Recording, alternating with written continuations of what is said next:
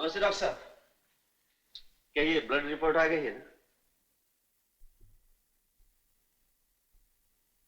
मेरी समझ में नहीं आता कि मैं तुमसे क्या कहूं, लेकिन तुम्हारे सिवा और है भी कौन जिससे मैं बात करूं? जो कुछ भी है आप कह दीजिए ना डॉक्टर साहब। बेटा तुम्हें ब्लड कैंसर है।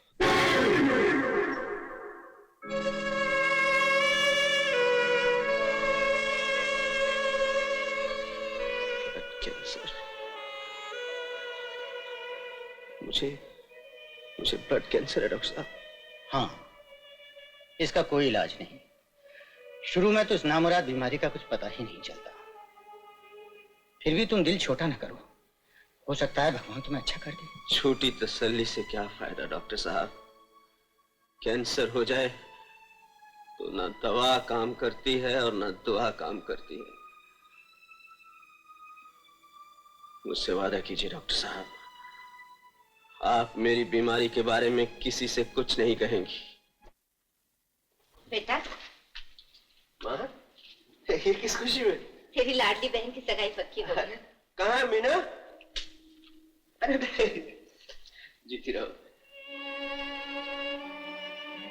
भगवान, तुम तो बहुत दयालु हो, बस इतनी मोहलत आप दे दो, मैं अपनी बहन की डोली अपने कंधों पर उठाकर विदा कर सकूं। Many repeats of the day. Thank you. ओहो, इतनी भी क्या बेचैनी? आ ही जाएगा। Love, I love you, darling. सदा इन फूलों की तरह खिली रहूं, महकती रहूं। Hi, love. आज तो तू बला की हसीन लगी। क्या कर रहे हो? सब लोग देख रहे हैं। अरे सुन रहे हैं, सुनने दो, देख रहे हैं, देखने दो। प्यार किया तो डरना है क्या जब प्यार। ज्यादा क्यों पी रखी है?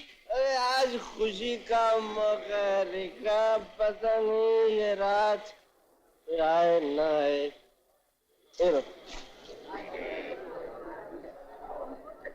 Ladies and gentlemen, आज मैं गाऊंगा और ये रेखा और चंदा नाचेंगी। Give us a big hand। अरे तू कमीनी यहाँ भी चली गई? हराम। चाहे आप मुझे जान से मार डालिए, लेकिन मैं अपने जीते जी आपको किसी और का होते नहीं देख सकती। बगावत, मेरा तुम्हारा कोई रिश्ता नहीं, सीधी तरह चले जाओ वरना मैं। ये सब क्या हो रहा है? कौन है ये? पता नहीं, ऐसे कोई बदचलन आवारा औरत है, खामखा मुझे बदनाम कर रही। भगवान के लिए मुझे आवारा बदचलन न कहिए। मैं आपकी इज्जत हूँ, आपके बच्चे की माँ हूँ। अजी, ये मैं क्या सुन रही हूँ? नहीं रेखा, ये मेरी कोई नहीं है। अगर कुछ है भी तो मैं इसे तलाक दे दूंगा। बाबूजी, अब तो रेखा ही मेरी रानी है। खबरदार जो फिर कभी रेखा का नाम लिया। आप नाराज हो गए बाबूजी? आजकल तो फैशन है, एक बीवी एक माशूक। मैं कभी सोच भी नहीं सकती थी कि तुम इतने गिर सकते हो। कमीने बदमाश, तू शरीफों की इज्जत टूटता है।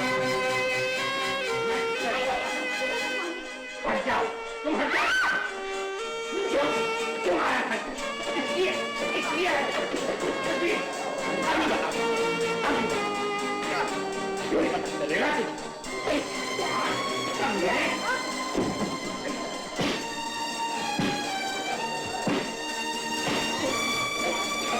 यही घर मेरा था।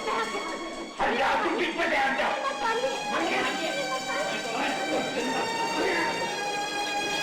निकल जाए यहाँ से, फिर कभी अपनी मनहूस सूरत मत दिखाना। अजीत बाबू, इस तरह मार खाकर और उस बेचारे का दिल तोड़कर आपको क्या मिला? कुछ बातें ऐसी होती हैं जो ना चाहते हुए भी करनी पड़ती हैं।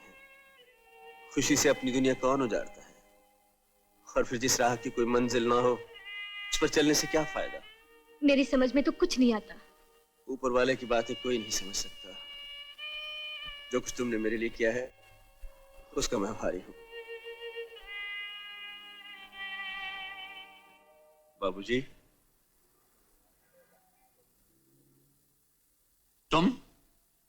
तुम्हें यहां आने की हिम्मत कैसे हुई? गुस्सा मत कीजिए बाबूजी। मैं ये कहने आया हूं कि कल जो कुछ भी हुआ वो नाटक था, और वो नाटक मैंने इसलिए किया कि मैं इस दुनिया में चंद दिनों का मेहमान हूं। मुझे ब्लड कैंसर है। ये तुम क्या कह रहे हो? तुम्हें ब्लड कैंसर है? मैंने तुम्हें कितना गलत समझा। मुझे माफ करना बेटे। ऐसा ना कहिए बाबूजी। नमस्कार। क्या समझे? नहीं समझे? फिर से लो। नमस्कार। बेटे, तुम बाहर के रूम में बैठो, मैं तुमसे बाद में बात करता हूं। तुम यहां क्यों आए हो? निकल जाओ यहां से। ये तुम्हारे बाप की जगह नहीं है जो मुझे रोक रहे हो। रेखा का बाप अभी जिंदा है और तुम्हारी बेटी का डेथ सर्टिफिकेट मैंने बहुत संभाल के रखा है। क्या समझे? नहीं समझे? आखिर तुम चाहते क्या हो? इतनी उम्र हो गई लेकिन मासूमियत वही है। याद नहीं, 5 दिन ज्यादा हो गए हैं तुम्हारी मंथली इंस्टॉलमेंट नहीं आई। कारोबार में बहुत घाटा हुआ है। कंपनी बिल्कुल दिवालिया होने के करीब है और तुम लाखों रुपया ले चुके हो। और तुम करोड़ों उड़ा चुके हो। मैं झूठ नहीं बोल रहा हूं। मेरे पास बिल्कुल पैसा नहीं। मुझे तुम पर पूरा भरोसा है। एक भाई दूसरे भाई से झूठ थोड़ी बोलेगा। देखो, ऐसा करो, तुम अपनी कोठी बेच दो, जो मिलेगा दोनों भाई आपस में बांट लेंगे। क्या समझे? नहीं समझे? कोठी बेचकर मैं रहने के लिए कहां जाऊंगा? जो पहले रहते थे। ऐसा हरगिज नहीं हो सकता। तुम्हें देने के लिए अब मेरे पास कुछ भी नहीं रहा। लेकिन एक बात कान खोलकर सुन लो, अगर 7 दिन के अंदर अंदर मुझे पैसे नहीं मिला तो एयर कंडीशन ऑफिस नहीं होगा, जेल की कोठरी होगी। क्या समझे?